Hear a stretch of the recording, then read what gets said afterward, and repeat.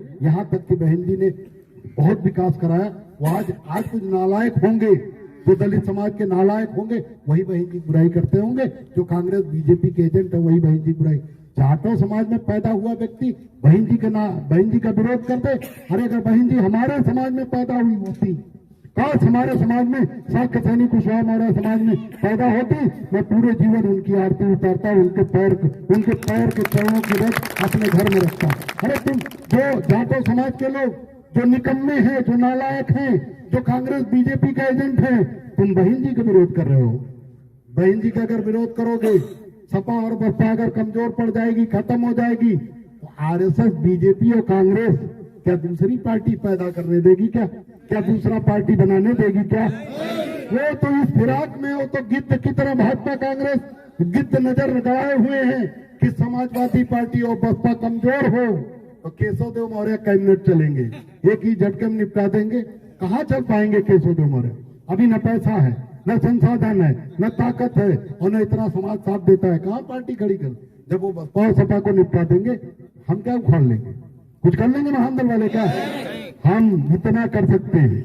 हम केवल इतना कर सकते हैं कि हम सपा और बसपा की मदद करके भाजपा और कांग्रेस को सत्ता से दूर रख सकते हैं। और भाजपा और कांग्रेस हमारी दुश्मनी क्यों है?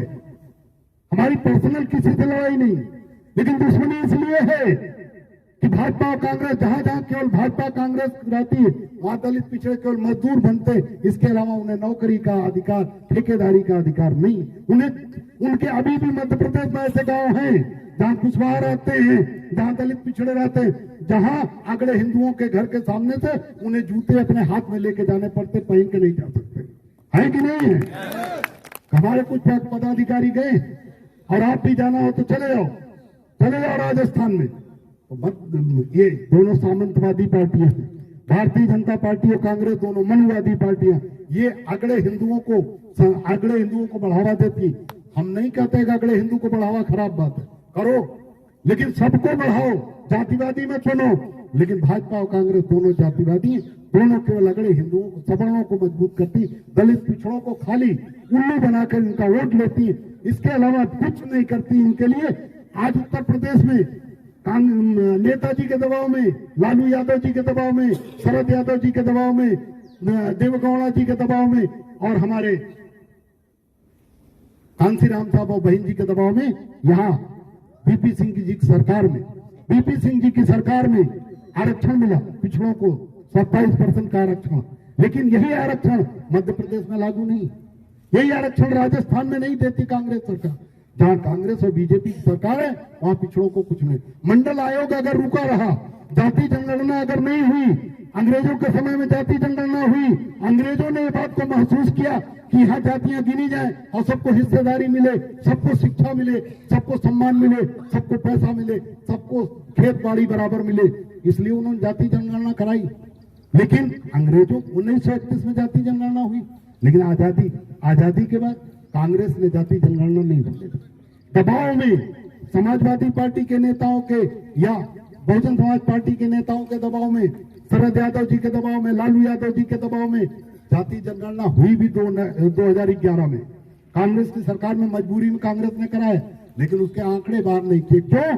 इसलिए नहीं आंकड़े बाहर किए क्योंकि दलित और पिछड़े और अल्पसंख्यकों की इस देश में आबादी 85% से ज्यादा, 100 में 85 दलित, पिछड़े और आदिवासी हैं, जिनको अखिलेश यादव जी पीडीए कहते हैं। 15% इनकी आबादी है, 15% के लोग राज कर रहे हैं हम पे और हमारा सब हिस्सा छीन।